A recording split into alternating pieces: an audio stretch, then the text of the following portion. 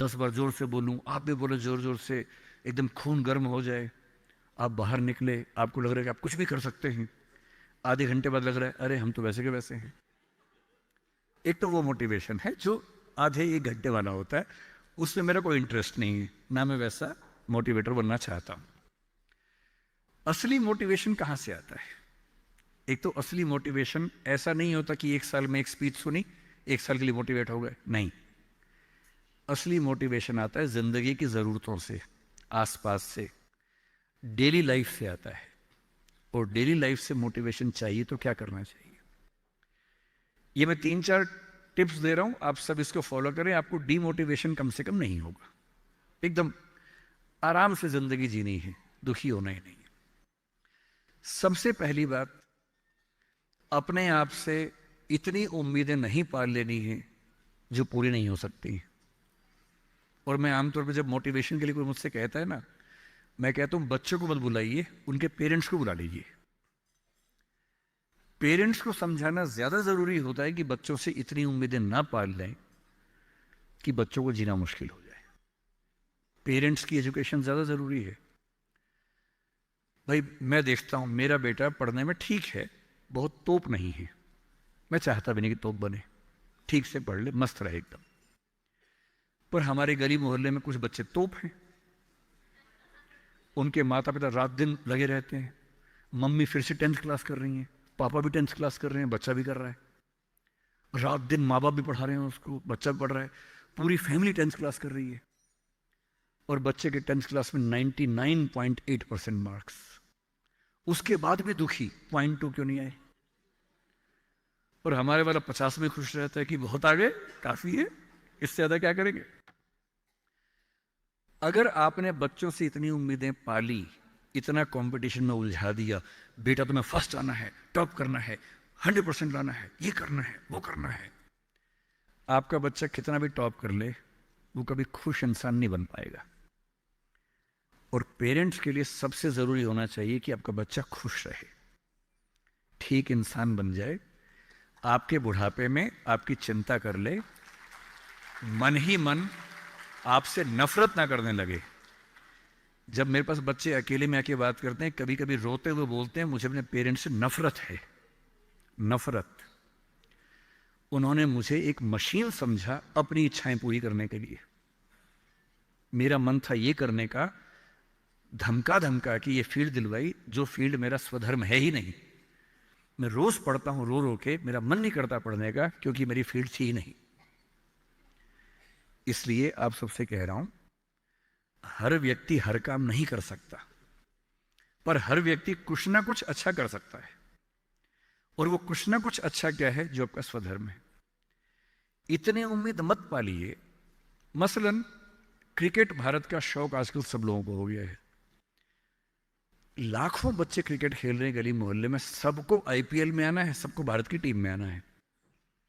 पर भारत की टीम में कुल 16 लोग आएंगे, उनमें भी 11 खेलेंगे, 5 बाहर बैठेंगे। और लाखों लोग क्रिकेट खेल रहे हैं, रात दिन की टीम में आना है। ध्यान रखना है, आप जो भी रास्ता चुनेंगे उसमें सफल होने से ज्यादा संभावना विफल होने की है। इसलिए तैयारी करते हुए इस चीज की भी तैयारी करनी है कि नहीं हुआ तो क्या होगा। और मैं बच्चों को बार बार कहता हूं, जिंदगी बहुत बड़ी है, नौकरी जिंदगी का एक छोटा सा हिस्सा है, मिले बढ़िया, ना मिले भाड़ में जाए, एकदम भाड़ में जाए, ठीक। और मैंने खूब देखा है, आईएएस आईपीएस बनने के बाद भी कुछ लोग आत्महत्या कर लेते हैं, दुख से, तनाव से, परेशानी से। और मैंने देखा है कुछ लोग छोटी सी नौकरी में इतने मस्त मौला होते हैं कि जिंदगी की हर खुशी जैसे उनके पास ही है। अंत में खुश रहना है तो उसके लिए कोई एक नौकरी जरूरी छोड़ना है, मिलेगी तो बढ़िया है, ना मिले तो भाड़ में जाए। तो अपना तकिया कलाम बना लीजिए, तकिया कलाम का मतलब अपनी एक पंच लाइन बना लीजिए, अपनी एक मिशन स्टेटमेंट बना लीजिए कि ताकत लगाएंगे, पूरी पूरी ताकत से कोशिश करेंगे कि जो मैं चाहता हूं, जज बनना है, पॉलिटिशियन बनना है, आईएएस बनना है, जो बनना है बनूं, उद्यम करना है उद्यम करूं, स्टार्टअप करना है स्टार्टअप करूं। पर नहीं हुआ, कोई पूछे ना, अगर नहीं हुआ तो बोला भाड़ में जाए। क्या हो गया, नहीं हुआ तो कुछ और करेंगे, तू नहीं कोई और सही, कोई और नहीं कोई और सही। ये इंसान के बारे में नहीं, अभी नौकरी के बारे में है। ये नौकरी नहीं तो कोई और नौकरी सही, कोई और नौकरी नहीं तो कोई और नौकरी सही, ऐसा क्या है, हजार ऑप्शन है। तो खुद से उम्मीदें कम। दूसरा, अपने आसपास 3-4 लोग ऐसे रखिए जो कायदे के लोग हो।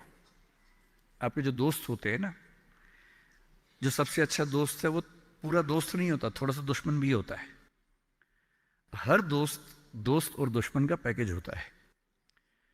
वो आपसे जलता भी सबसे ज्यादा है, लेकिन दोस्त भी है। आपके राज राज रखता है।